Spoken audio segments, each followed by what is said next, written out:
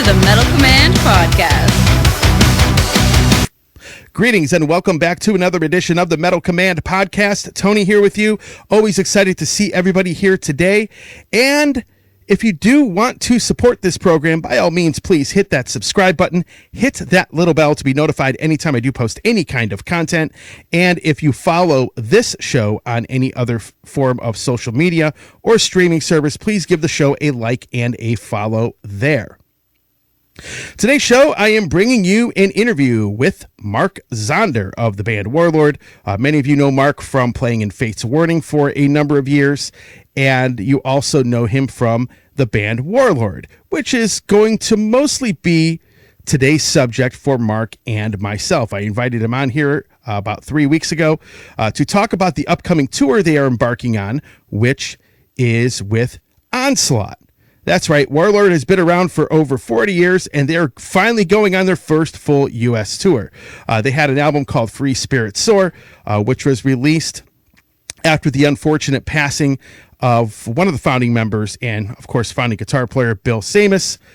And that album has had a pretty good amount of success, and it's really cool to be able to see Warlord play an opening gig on a full tour. And, you know, Onslaught, of course, being one of my favorite thrash bands out there. And it's going to be a lot of fun. And we are here to talk about that tour, share some stories about the band's history, and address a point of controversy that the band was involved in very recently. So with that said, here is my interview with Mark Zonder, the drummer of Warlord. Hey, everybody, Tony here with the Metal Command Podcast. Welcome back. And today I have an interview with Mark Zonder. Of course, Mark, many of you remember him as being the drummer of Fate's Warning for a long time. He's now the drummer, obviously still in Warlord. And of course, the A to Z band that I absolutely love. And Mark, it's great to have you back. You have a tour coming up with Onslaught. We're going to talk about that, and it's interesting. Warlord is actually finally touring the U.S. after all these years. No, I appreciate it, man. Always great to talk to you. And yes, you're absolutely correct. Started in 1983, never played a gig in the United States. You know, technically, we played a whole lot of gigs in the United States in North Hollywood in a rehearsal studio, right, at Warlord Manor. So we played a lot of gigs there without a singer. We're kind of like the instrumental Warlord. But we played plenty of gigs there. You know, Yngwie saw us there. Robin Crosby saw us there. A lot of people used to just come by. It was kind of like the hang place a little bit. But right. No, this is the first time. It's going to be really nice waking up in the morning and going out and actually talking to people in English. You know, I haven't played. I haven't played in the United States. The last thing was the Fate's Warning reunion of Parallels, and I think that was 2004-ish. Sure. You know, and after that, everything with Warlord and everything else that I've ever done is always in Europe, you know, in Japan, you know, and which is great. And, you know, it's funny because the other day I had to take an airplane flight and it was only like 3-4 hours. And I was like, well, wait a minute, what happened to the 12-hour flight? You know, and it was like, we were up and we were down, you know, that kind of thing. So it'll be nice not have to fly halfway around the world, but sure. Really looking forward to it. Really looking forward to playing with Onslaught, you know, great guys. It's going to be good. You know, it's going to be really good. Warlord's obviously ready, you know, and we're ready to do it. Ready to see a lot of these guys that, you know, I talked to online that I've never met, you know. So I got to tell everybody, if you come up to me, don't expect that I'm going to recognize you. Please introduce yourself, and then it'll click. Yeah. Oh, really looking forward to it. You know, it's interesting too because you're playing with a band like Onslaught, which is essentially a thrash metal band, and in the old days, a pairing like this probably wouldn't have worked, but you know, today, it does. You know, two different subgenres of heavy metal that are completely different can play shows together now without it being a problem. In the old days, it used to not be like it wasn't like that. You know, unless you were over in Europe and where they just accept, you know, pretty much, you know, a thrash band playing with, you know, a hard rock band or, you know, whatever.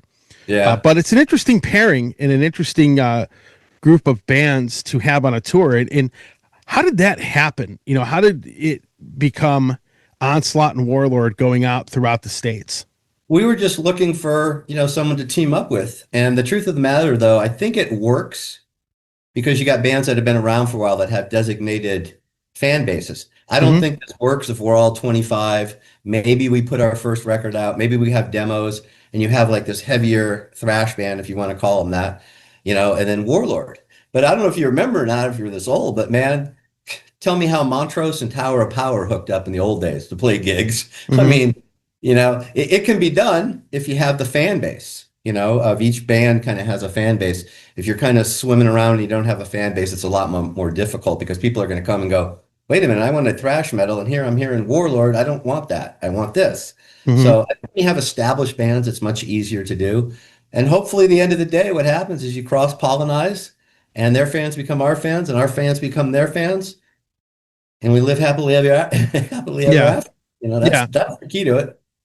Yeah, absolutely. And you're still sort of adding dates onto this thing too. Like it seems like there's a new tour date getting handled in this city, or getting Well, what that is, I mean, it's starting Hell's Hero, ending in Atlanta.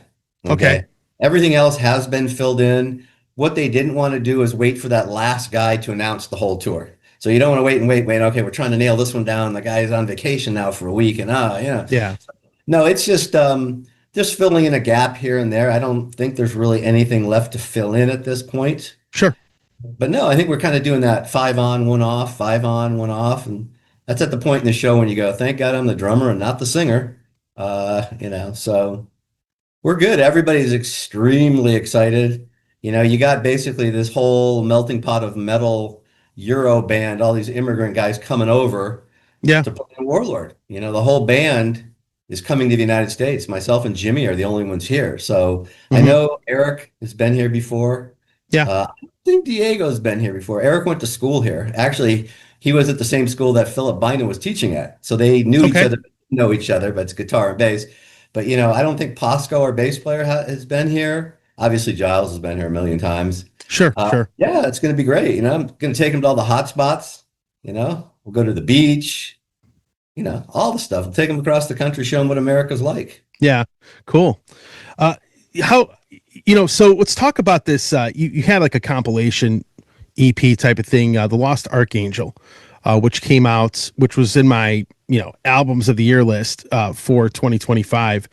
Maybe talk a little bit about putting that together, because it had a kind of a mix of some live stuff, you had some re-recorded stuff, and talk a little bit about that release that came out. Well, obviously, this day and age, it's all about being accessible. It's all about product. It's all about, clips, interviews, being relevant. It's kind of that day and age of you got to stay in front of everybody's face.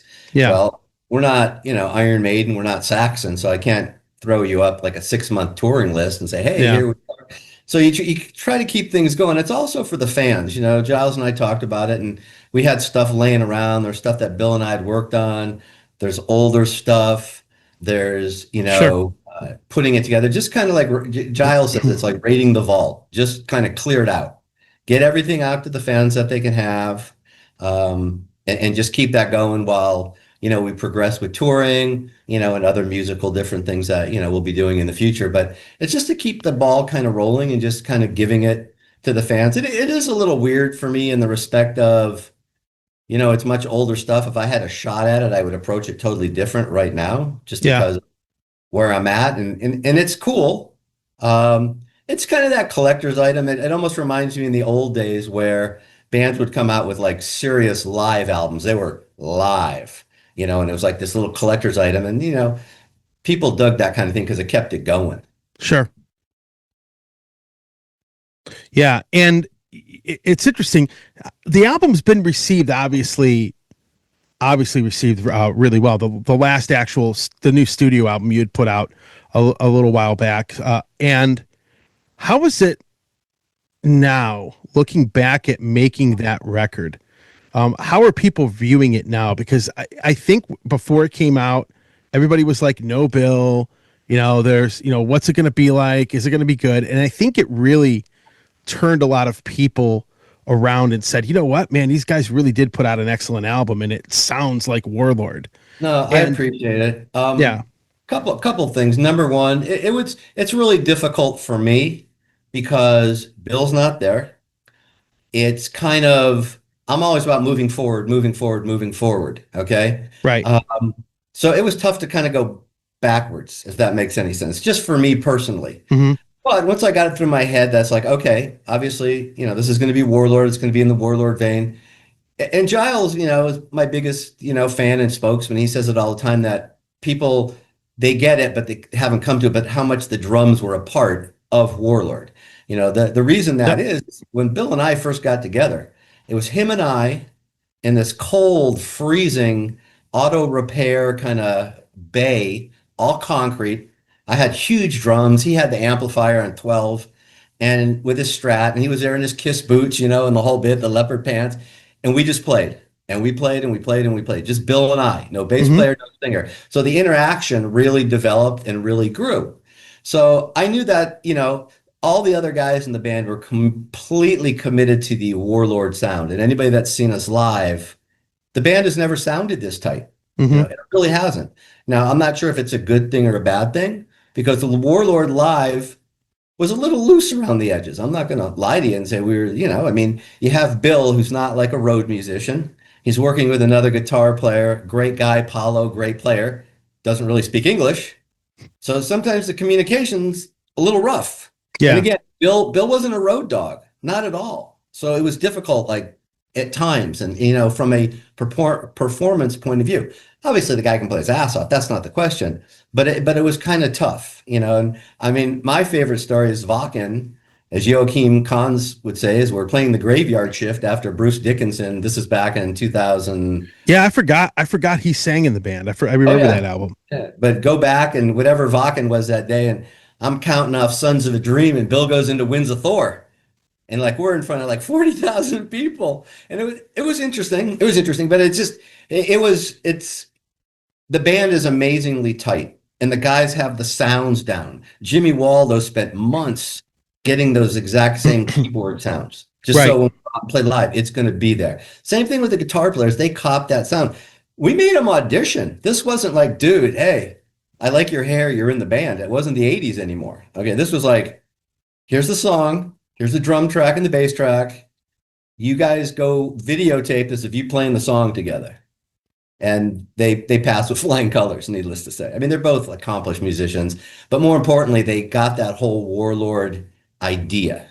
And they knew when we went out and played it live, it was note for note, no blues jams, no, hey, check out my Eddie Van Halen riff here. It was none of that, and the guys are great. The guys are just, it's the easiest band in the world to play in. It really is.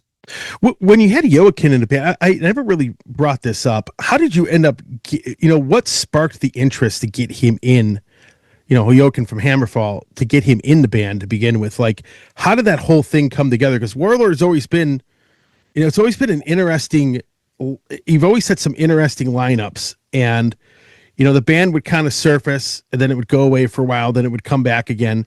But getting together with Joachim, I'm curious about how that went over and how you ended up getting him into the band for a little while. He's a huge Warlord fan. Okay. I think Bill was talking to him. He turned out after all these years to be, I'm a really good friend of his. I mean, I went to Sweden to play one-offs when I did his solo records with Metal Mike. Okay. I don't go to Sweden to play one-offs with too many people. Mm-hmm. He's just a great guy, huge Warlord fan. As you know, Warlord could never hold on to a singer. Yeah. And there was never, but also at the same time, in truth, Bill looks at vocals as just another instrument. Okay. He's not looking at a David Lee Roth thing. And that works great with Van Halen. There's no problem. But David Lee Roth's not going to work with Kansas. Okay. Right. Exactly. Same time, Steve Walsh might work with Van Halen, but David had his thing and he was great and he is great and all that. But Bill wasn't looking for that. Bill would write the lyrics, melody lines, and everything. It was just an instrument. And he just needed the guy's voice. We would joke and sit around and go, man, if one of us could sing, we wouldn't need anybody else. Yeah. So it just worked out. He came to New York. He flew from Sweden to New York. Bill came up to New York. That's where I was living at the time in Glen Cove. Yeah. And the studio in the basement, the good old basement. And we recorded his vocals, and again, Bill wrote every lyric. Bill wrote every word. It's kind of, I would think on one hand, it's kind of a singer's dream. It's like a session gig in a way. Yeah. Very interesting thing about Joachim is we thought here we go. This is going to be great. Warlord finally has a singer. He's coming from a popular band. You can't tell me like, oh man, this guy sucks or he has no stage presence. Full blown rock star dude. Sure. Got it together. Great guy. Knows how a band works. The whole bit. I'm not going to say it backfired, but it kind of backfired in the respect of I don't think the fans grabbed onto it like I grabbed onto it. Right. The fans didn't grab onto it. I don't know what it was. I don't know if the Warlord fans said no and then the Hammerfall fans said no too. Right. I'm not sure. But they go on to put Child of the Damned on their first record. They opened with it for a long time. I mean, that thing showed up on all kinds of live records and various compilation stuff and all that kind of stuff. So yeah, it was just one of those kind of things. I don't know why it didn't grab. We played Wacken and Joachim was great. Absolutely great. No question. Yeah. I don't know. I'll tell you what, I remember when that album came out because I remember when it came out for radio. Rising Out of the Ashes. Yep. I remember when it came out for radio. There really wasn't, if I remember correctly back then, there wasn't a ton of effort really put into promoting it that much. Because here's the back when that album came out, back when the album with Jochen, and I remember when it came out for radio, I remember getting it, and to be honest, I really didn't know much about Warlord back then. I remember listening to it, and I thought the record was pretty solid, but there really wasn't a lot of people pushing it. Well, the story behind that record is I get Joachim. I'm like, oh man, we're ready to go. Yeah. We could do a 3-song demo. I send it to the different labels and I send it to Metal Blade, Yeah.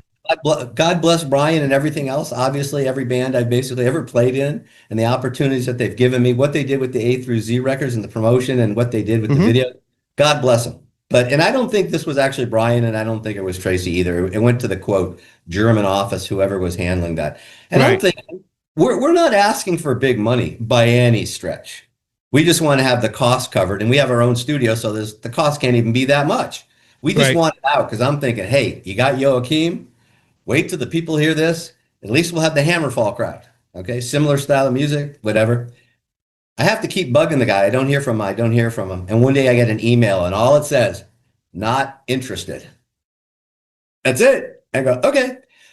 The reason that record came about is we had a friend that was like a big, big fan and he put the money up and then he took the rights and he sold it or licensed it to Drakkar.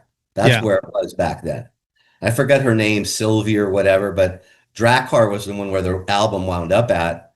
And they didn't do anything with it. It just, but yeah, it's one more bass drum head I can hang on my wall. What can you say? Yeah. No, I totally get it. And so the US tour starts in what, April? Somewhere around there? No, it's March 18th. Oh, okay. So it's sooner than that. Okay. Yeah, it's March 18th, Hell's Heroes. We're playing the quote party night. We play, I think it's in the indoor part of the thing, and we're playing right before Sirith Ungol. So basically, it's old man night that night. So old man night.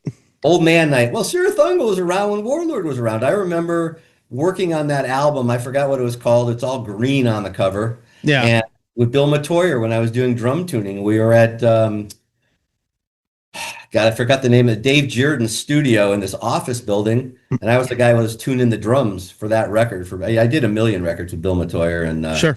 Metal Blade back then, but yeah, they've been around since we've been around.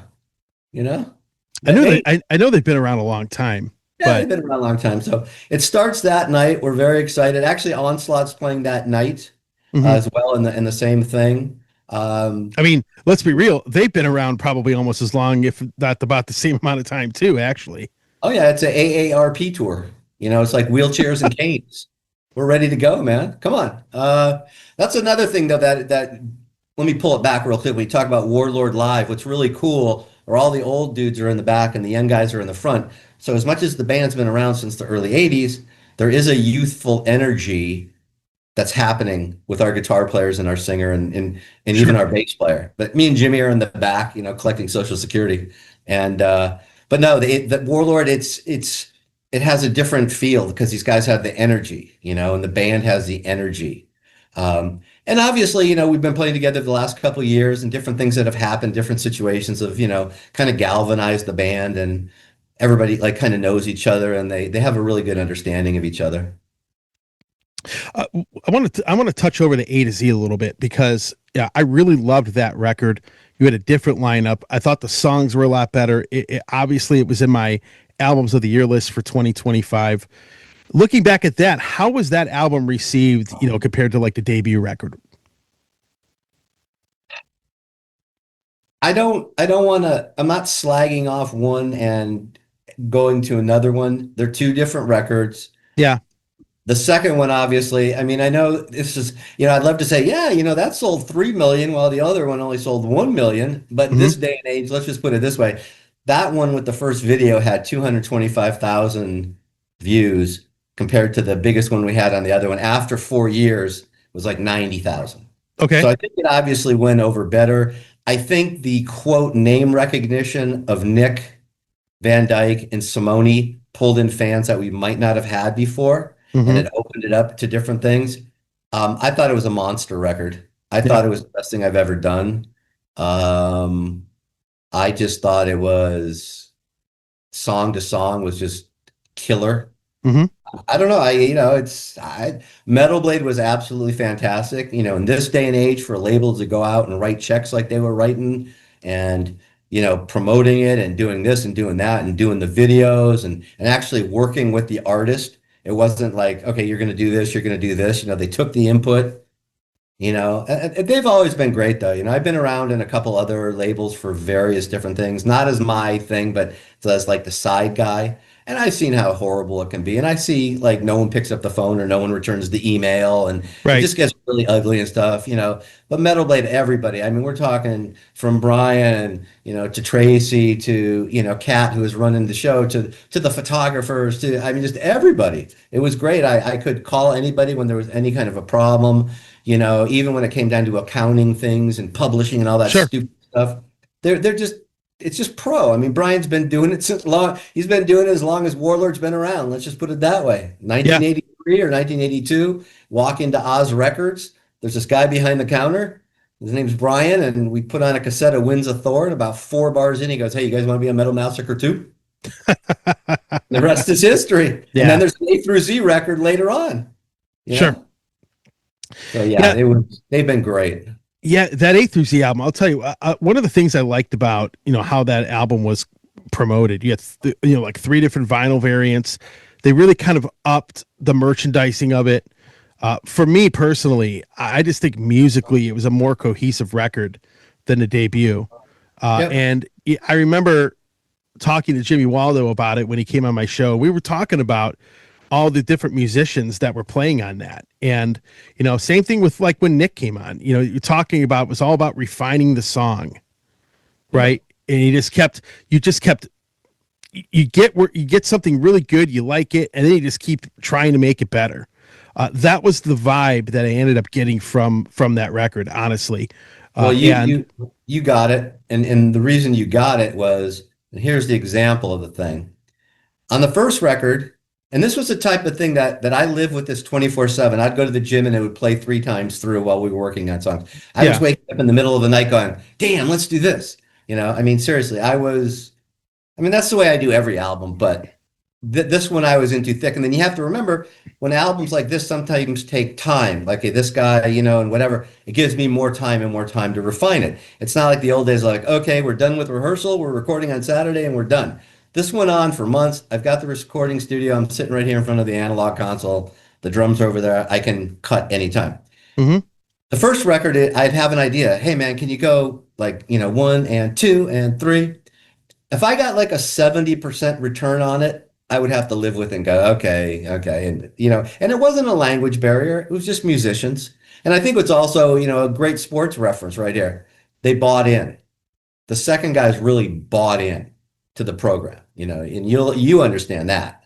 Hmm. They bought into it. They were in.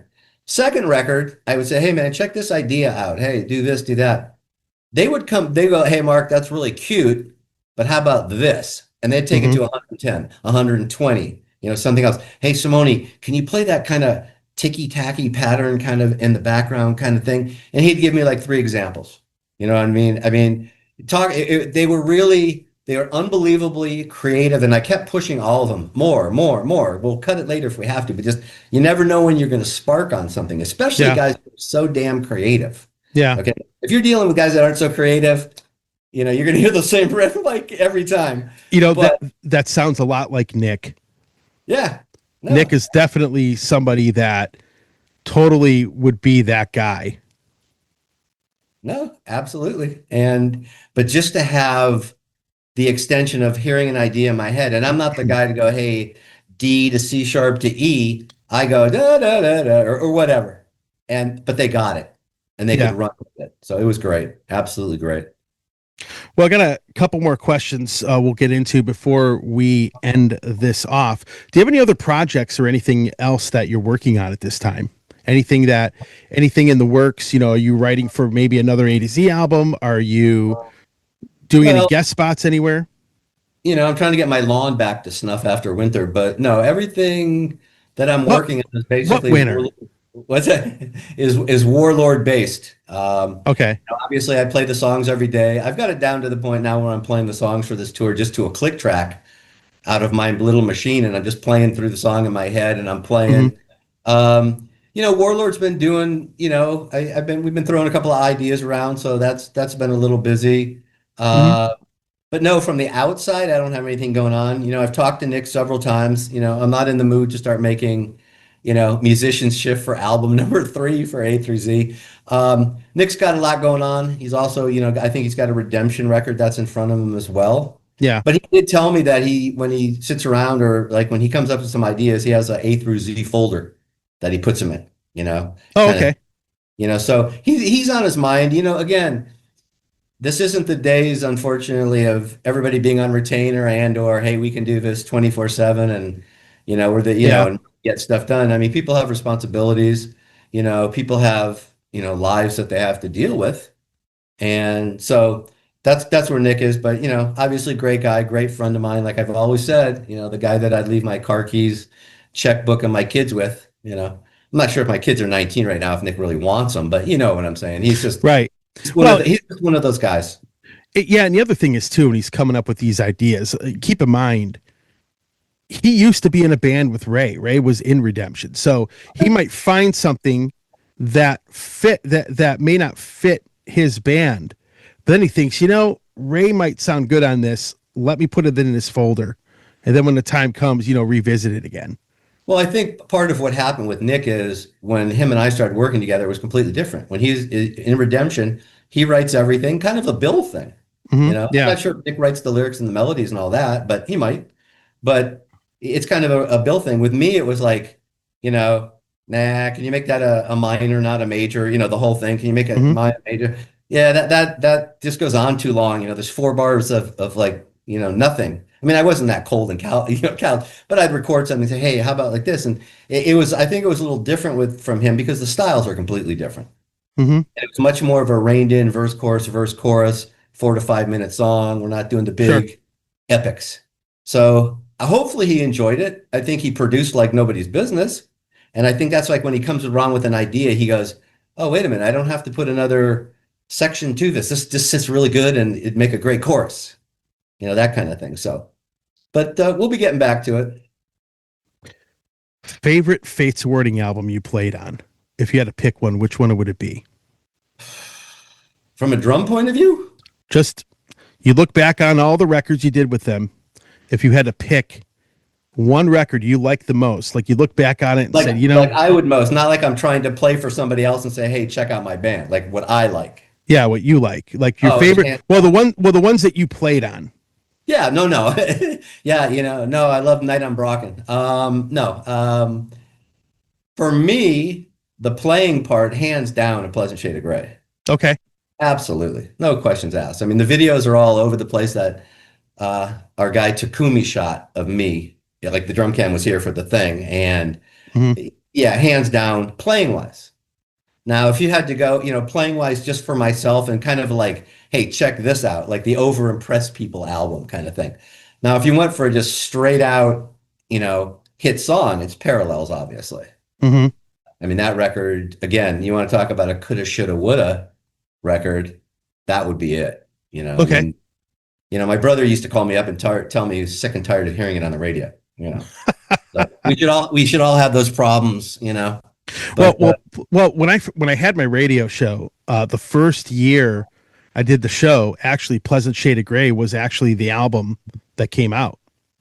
So that was that was actually a big priority when it came out. I mean, I remember getting phone calls and emails asking me, what are you playing off of this? And again, it's a much different type of record, but there was a lot of push, a lot of the publicists and things like that were really, really pushing that album, quite a bit. They put a lot of effort into that, but that was the first Fates Warning album I ever heard. oh, Actually, really? yeah, because the interesting thing is, when you're a metalhead and you're younger and it's in the 90s, you're not, again, you're coming out of the grunge era. So a lot of this stuff you didn't have you had the internet, but it's in its infancy, right? I mean, Yeah. you had dial up, you had 56K modems, you had AOL, stuff like that. Oh, yeah. So it was really hard to find a lot of this stuff. And you'd hear of the band, but then going out to a record store and finding any of their albums is very difficult. So when I started my radio show, it was great because I was able to get a lot of the records that these bands were putting out, and you're just kind of coming out of that whole grunge phase. And Oh, yeah. I remember getting a Pleasant Shade of Grey, first Fates Warning album I ever heard. I'll be honest with you, very beginning, hated it. And then what I used to do, I'll give you the story. What I used to do was after my show was over, I would play, some pre-recorded content, that would get played over the air, and like some national broadcast stuff and things like that. And when I would do that, it would be playing in the next room. I'd be in the production room listening to bands that I'd never heard before. I'd go back into the library and I'd pull those out. And oddly enough, I found Parallels. And I'm listening to Parallels, because I'm like, let me check out what all this other Fates Warning stuff sounds like, because people would always hype them up. Fates Warning, Fates Warning, Dream Theater, these progressive bands are amazing. So I hear Parallels, and then I start listening to No Exit, and then I get into like the early John Arch material. So finally, about a year after it came out, I listened to Pleasant Shade of Grey again, and then I ended up getting it and getting into the album after that. But the prog stuff was very new to me at the time. But I still look back on that as the first time I heard Fates Warning, and it's always been and that album was actually the lesson for me to not just listen to a record for 30 seconds and determine I don't like it. You give it a few more chances before you really, make a determination, and that's what happened. Well, let me ask you this. I'll turn the tables and I'll be the interviewer. Okay. So do you think on A Pleasant Shade of Grey, if those songs actually had names instead of numbers, it would have been a little bit more accessible? Because the interesting story is Jim didn't want to put nothing on there. He wanted to just let it roll.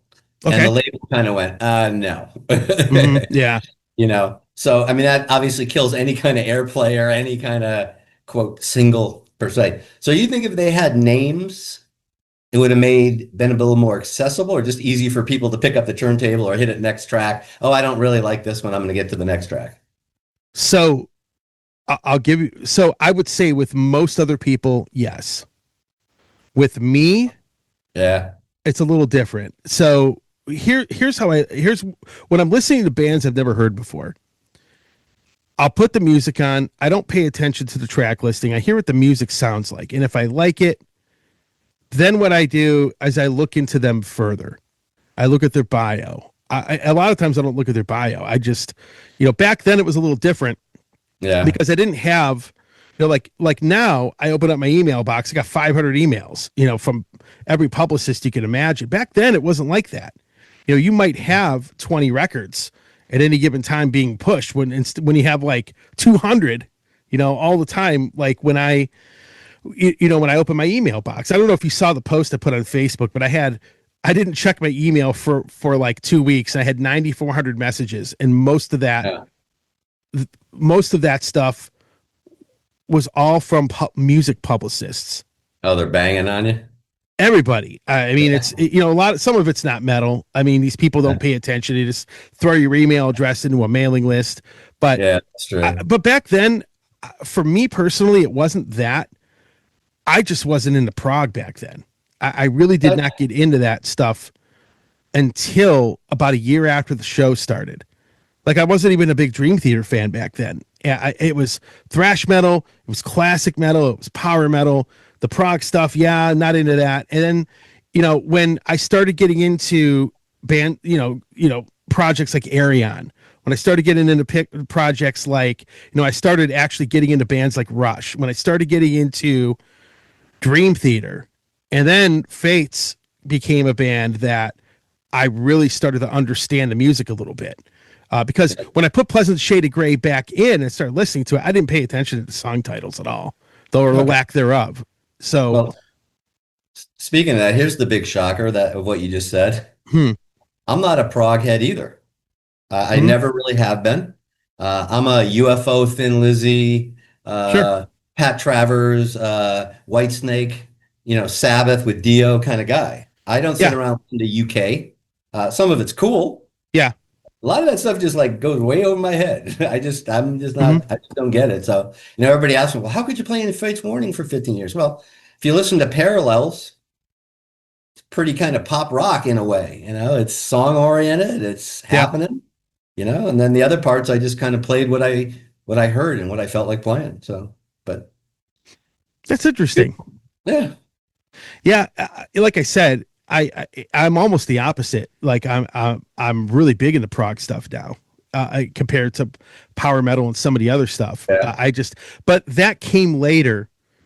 The prog thing for me came much later, because I wasn't really open to a lot of that stuff. I was like gunmetal gray and that's it. And then I ended up, like I said, getting into like Fates Warning. I ended up getting into Dream Theater and some of these bands. And, like if a band like Redemption, we were just talking about, came out in 1998, 99, I probably would not have been as into them.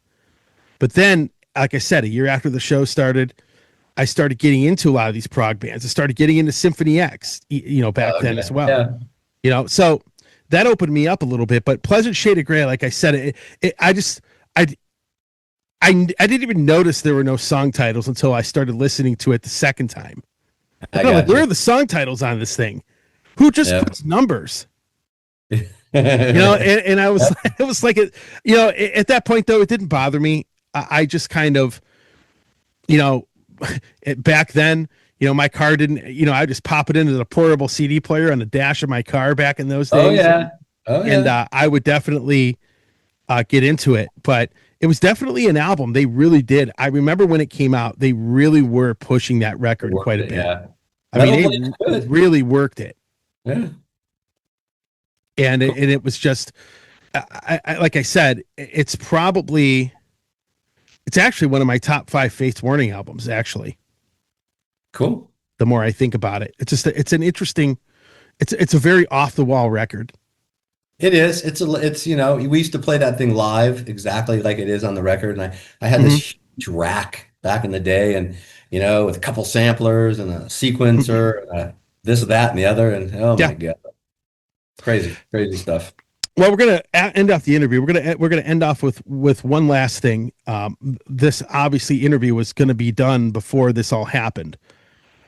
Essentially, you were removed from a festival, and the Rock Hard Festival in Germany, because of some Facebook posts that they didn't agree with. And, it basically, for lack of a better term, they basically painted you to be some kind of fascist and some kind of bigot, over what you were saying about some of the things going on here in the States with, ICE and how they're, deporting people and stuff like that. I didn't see the post. I didn't see what you put up because I think the post was older, and, Facebook, I don't really see everybody's feed. You'll miss so much of what somebody posts. So now I'm looking at this, and of course, they shut the comments off because nobody's commenting on it. And I know I didn't know about it until you posted about it. And, what do you have to say about what these people are saying? Because I'll be honest with you, it looks like they're trying to dox you. Well, yeah, I mean, basically the bottom line is I'm an American. I believe in the American values. I believe in Mm-hmm. my government, even when my guy wasn't in charge. And the accusations are way out of line off of a post that I made that I was just littered with the Mark Zonder sarcasm, and it was misconstrued. The bottom line, and people have pointed out, this band is a band of immigrants. Okay, you Mm-hmm. got two guys that immigrated for South America, Ecuador, and Brazil. And I picked these guys. It's not like I joined their band. Okay. Yeah. I picked these guys. Bill himself came from Greek heritage, one or two generations removed. Mm-hmm. So it's not an immigration thing per se, but I just had a post and it was completely misconstrued. I was actually going the other way that everybody took it. And I was saying, well, sure, these guys, they work all day and then at night they go out and wreak havoc, which Mm-hmm. doesn't make any sense because what are you going to do? 24-hour shifts? My Yeah. point is the fact that, the criminals were getting picked up, not the other people. Mm-hmm. And of course, instead of someone calling me, and saying, hey, dude, what the hell is that? Or I didn't get it. And it's funny though, because plenty of people read it. Half the people crack up, half the people don't do anything. It's not a big deal. It's one of those things where if we were in a room together and I said it, you'd either laugh, and you did when I sent it to you, or you'd say, I'm not sure what you meant. And I could explain, I'm flipping the whole thing to 180. It's so Yeah. ludicrous that someone would be working all day at a job and then at nighttime go out and work another job as a criminal. It just didn't, my point was that the criminals were getting arrested out in Minnesota.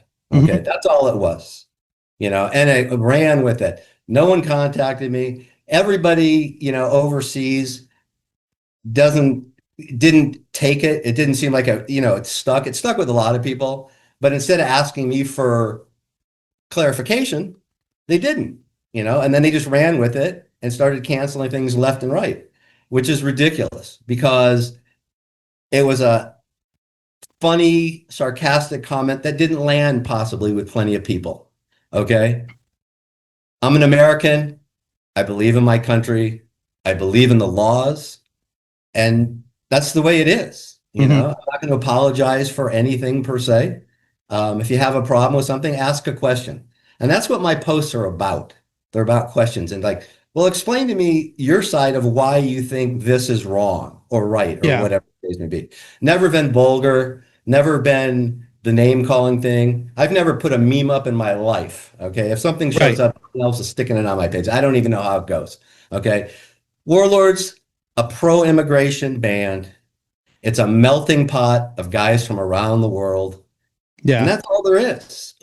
Everybody ran with it. And again, I did have a direct conversation with the guy who was booking the show, and the agent. And, they don't understand. That's all. It's pretty, people think the way they want, and that's great. And they can have their opinion. That's fine. Just like I can have my opinion. Not rude. I'm not vulgar. I'm not disgusting. I'm not all those kind of things. Okay. And if you can't have a conversation to clear things up, or if you don't like it, that's fine. I don't know what else you want from me, Mm-hmm. It's kind of Well, where I'm sitting at it. Again, like I said, Warlord is a pro-immigration melting pot. You've got guys from all over the world. Oh, I forgot the other guy from New Zealand who migrated to Germany as well. So mm-hmm. put that in the package, And again, it's getting a little ridiculous. Warlord has never been a band, in 40 years, and because basically what's happening is you have a festival that's tarnishing a 40-year reputation of a band that's never had one song or one show or anything political, racial, disgusting. I mean, I see some of the stuff that's out there that bands are using in their lyrics, and I'm appalled, but no one's saying anything about that. But you're tarnishing the legacy of a band for 40 years. Mm-hmm. over what a comment on an event happening in America. Right. I always thought it was interesting how, I mean, I would never have the balls to comment on French politics. I don't live in France. I don't know anything about it. I just don't know about it. So why am I commenting about that? Right. This doesn't make sense to me. But it's funny because everybody who doesn't live here and is not impacted and not dealing with any of this here can have an opinion. It's funny how they can have an opinion, but I can't have an opinion. Well, I'm going to give you what I think about the whole situation.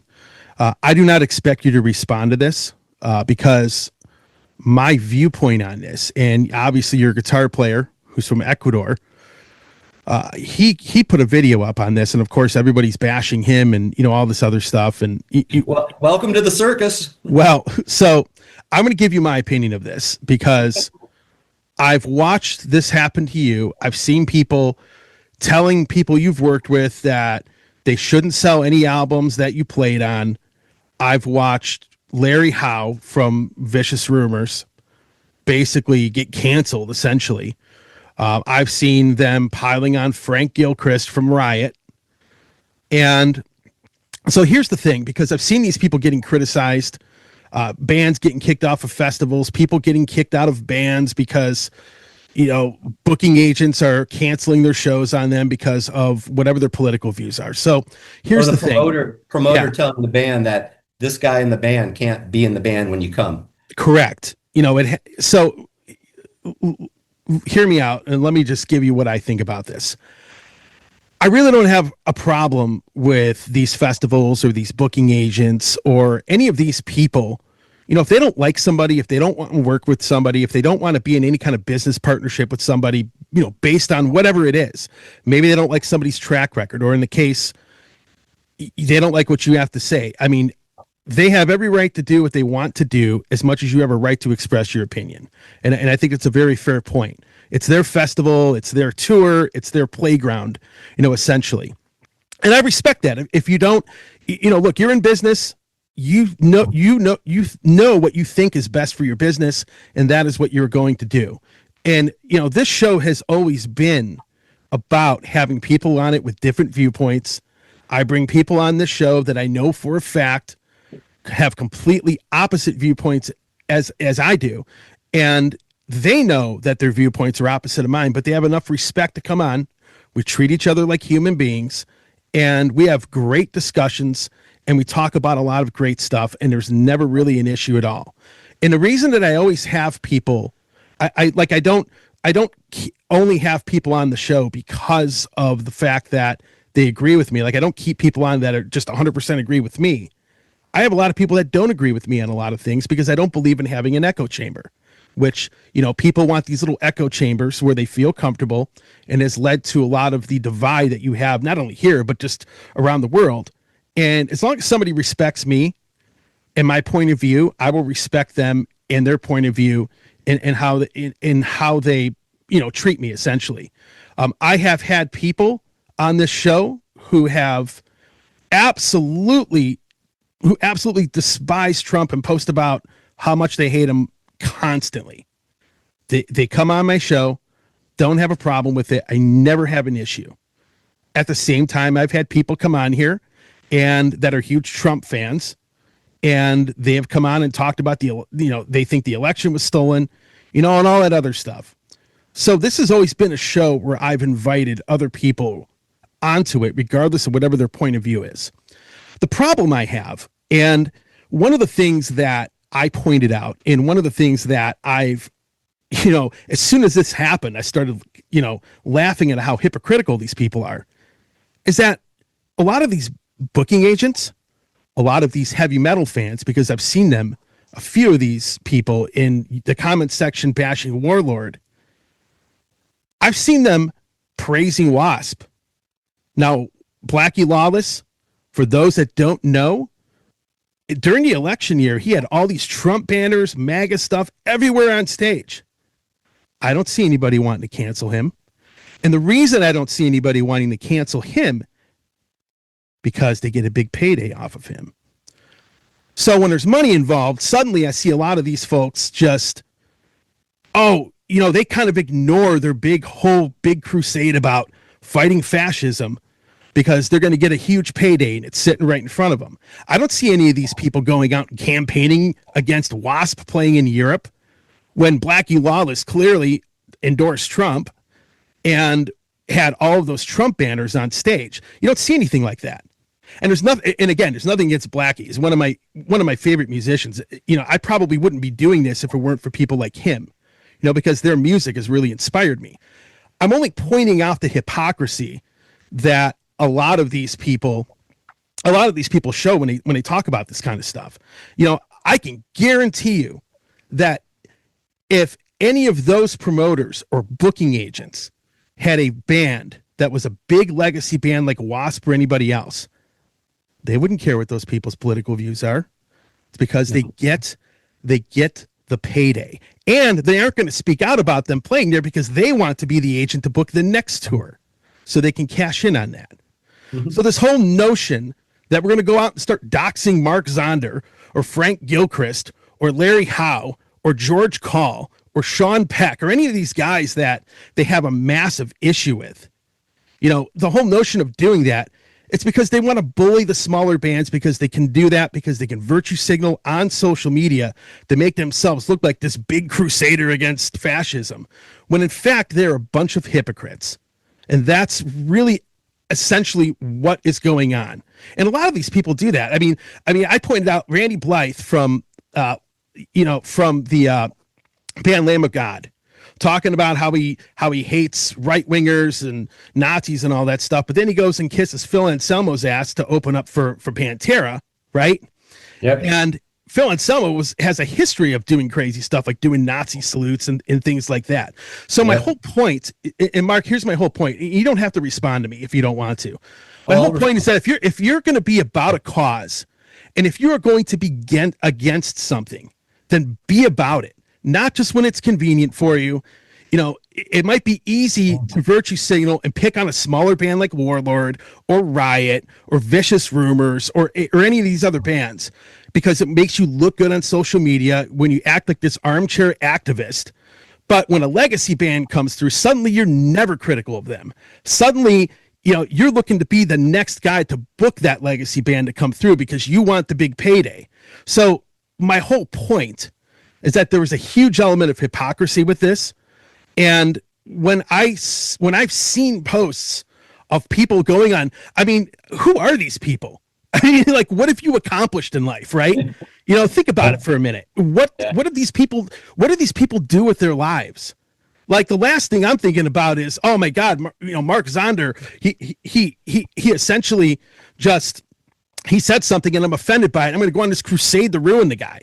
And I'll be honest with you, if you're a band from the US that's the size of Warlord, or maybe not the size of Wasp, but somewhere between Wasp and where Warlord is, if one of these festivals came knocking on my door, let's say, for example, I align 100% politically with them, I'm going to look at this and I'm going to be like, these festivals are booked really far in advance.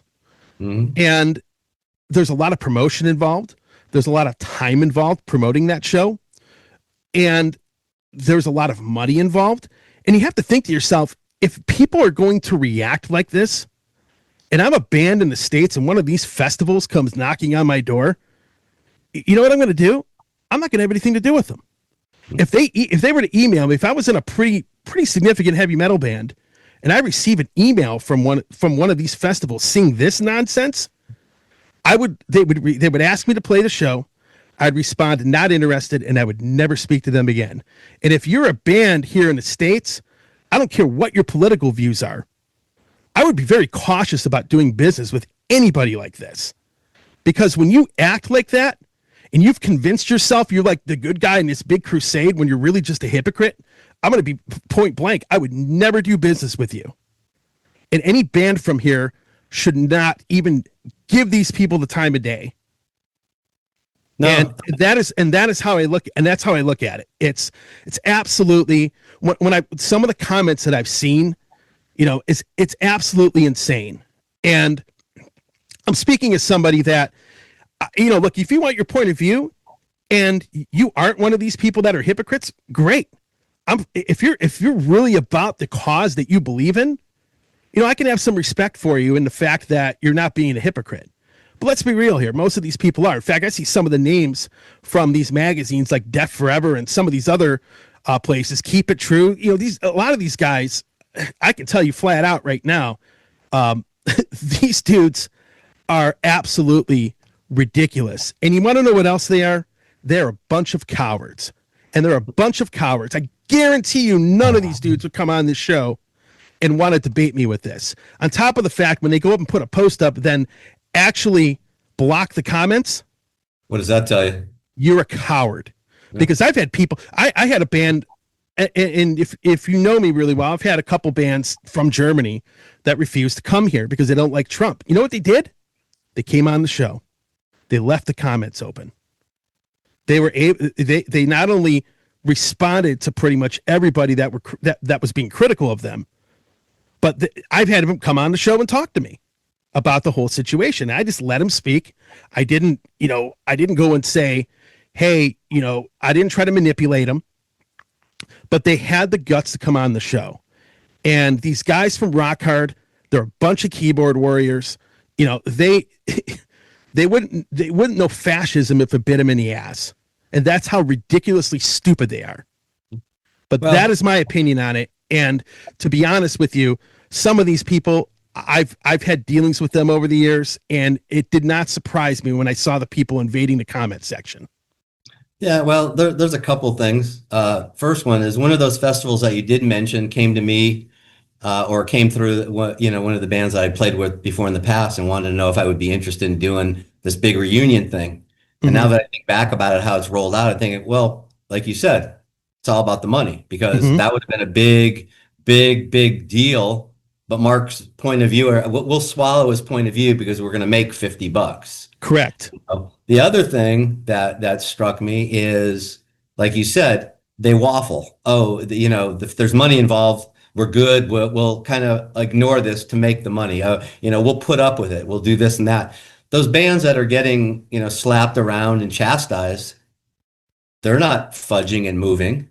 They're staying the course. And when people say, well, you took the post down, it goes, yeah, I took the post down because it turned into a complete shit fest of people going crazy. I got my point out. It's out there. I'm not cowarding from it. You know where to find me. But it turned into a thing where it was just like way too ugly. And I kind of think we'll leave you on this whole topic that you just said. I think if you made an album out of that, the title album, which has already been used, but the OJ's For the Love of Money, because that's all it comes down to. I have two rules I taught my kids. Number one, people suck. And if you can find people that are good and nice and honest, you hold on to them, but go into it knowing that they're going to suck. Okay. And the number two rule is life is just about people trying to separate other people from their money. I mean, how many times a day do you get called? People want to loan you money at 27% interest rate and stuff like that. It's this whole thing is about money, because all of a sudden we can kind of turn a blind eye to it because we're making money. And you hit it on the head. I mean, seriously, who the hell is Mark Zonder? Really? I wish I had that kind of reach. You know what I mean? I wish I had that kind of importance. It's ridiculous. I'm going to tell you what, it's easy to bully people. It's easy to bully the small bands. No way in hell. Like if Iron Maiden came out and decided to support immigration, do you think any of these promoters are going to bash them? No. Oh. If you were the drummer in Wasp right now and they were playing and you've played shows where Blackie Lawless has tons of Trump banners, are they really going to try and start canceling Wasp? No. If any big legacy heavy metal band, if Judas Priest came out and they were saying, yeah, we're talking about deportations in America, and they were out there supporting it, would these people start denouncing them? Absolutely not. And I bet you $50, and you already hit on it in another situation, a million bands that were completely left wing would be sucking up to them for the opening slot. Mm-hmm. Yeah. You know it and I know it. All of a sudden these guys be showing up with Trump t-shirts on. Like I said, I'm fine with them doing what they did. It's their ball game. It's their playground. You can make your own rules, and I'm completely okay with that. However, if you're about a cause, don't be a hypocrite. No. Don't drop your principles when that payday is sitting right there. And that is really my problem. I don't care what their political views are. I don't care if they like ICE or not. I don't care who they support. I don't care if they hate Trump. That really has no bearing or impact on me. But when I see people bashing your guitar player who's really upset over the fact that this happened, right? And wanting to cancel his livelihood in some sense, Mm-hmm. I think it's wrong. Yep. And I guarantee you, these people, I can guarantee you, if I did enough digging and asking around, and I've been doing this 30 years, there's a lot of skeletons in the closet that these people have. And I guarantee you that if they continue to do this, it will bite them in the ass. Because I can guarantee you there's a lot of these festival promoters, concert promoters, some of these booking agents. I guarantee you they do not have a squeaky clean past. And if they want to come out and start poking the bear, one day it's going to bite them in the butt. I mean, really, that's what it's going to do. And I just, metal itself is such a small portion of the music business now. And I just think it's counterproductive to do this kind of stuff. Oh, no, absolutely. It just drags the whole thing down. But the one quick point that I don't understand is, unlike a lot of these places that waffle, anybody that knows me or anybody that's even seen social media content, I'm pretty straight up. I don't I don't like the Giants one day, I like the Dodgers the next day. I'm like, I am who I am. I'm way too old to be changing. I've always been straight up. Everybody's always said, you're the same dude that when you were 12 years old. You should like the Padres. The same. Never going to happen. Sandy Koufax lives. Anyways, why did you get involved with my band 4 months ago or whenever it was to have us on a festival? You knew who I am. You knew how I was. What is it? You get us all involved. You get it. We base our tour around your thing. We're very excited to do it. I do great interviews with your magazine the whole time. I thought we had a relationship per se, as they say. And why do you waste your time doing this? And then all of a sudden now, is it like just for the virtue signaling? Like, look at us. Hey, we're the warriors and stuff like that. Is that what it is? Well, I mean, it is what it is. Horrible business model. Horrible business model. Well, it is what it is. If they're happy doing that, more power to them. If they don't want you on their festival, they don't want you in your festival. I mean, it's their prerogative. And, if these guys from Deaf Forever and these other magazines that nobody outside of Germany really gives a shit about, if they want to have their little clique and not have you in it, so be it. But the bottom line is that my main problem is the hypocrisy behind it.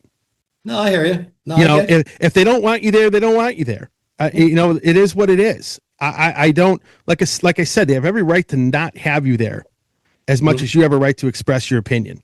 But this extra going out of their way to tell people to stop selling records with you and all this other stuff. Come on, really? So I think that that portion of it is stupid. That's just absolutely. And it could have been done a different way. It could have been the exact same situation. They get on the phone and they say, "Hey, Mark, I'm sorry, we just can't do this. We just don't feel comfortable with this. We're sorry, but we just can't do it." And then it just goes away. We don't play the festival. They announce that we can't make it. We say, "Hey, we have another date that night, or we're not coming to your," whatever. But like you said, it's the after effect that, is very uncalled for. Nothing to do besides virtue signaling, and to try to make it, make yourself feel better, like you're really doing something, but you're not. Gotcha. Well, trust me, you're not. You can't ruin my career. Okay, I'm way too old. Okay, it's not going to happen. So anyhow, we'll end it off here. Again, looking forward to the tour. Absolutely. I am going to see if I can make it to one of the shows. If I'm able to. I may have some obligations during that month, but it is an interesting tour because, again, two bands who really haven't toured the U.S. that much, and I really think that it's actually a really good pairing. No, it's gonna be good. It's gonna be we're extremely excited about it, and it's gonna be great. Again, back in the USA, and no, we're not gonna be playing Born in the USA, but no, we're very excited about it. A lot of the guys haven't been here, like I said, and it'll be good. It'll be good. Just let me know, and I'll take care of you. Wherever you want to come out to. Maybe you want to get on an airplane and come someplace to see a show. So, we'll definitely hook up.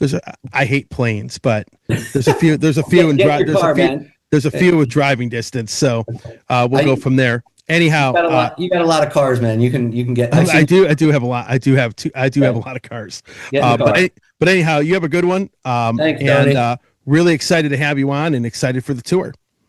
Awesome. I really appreciate it, man. Hey everybody, Tony here from the Metal Command podcast. Again, I appreciate your support. Since 1998, I have hosted this show in one form or another, starting off in radio and now in the podcast format. Again, thanks for watching, and if you like what you see and hear on this show, by all means, please hit the subscribe button, hit the little bell to be notified anytime I do post a video, and if you see this program on any other form of social media, please give me a follow there. Again, I always appreciate your support.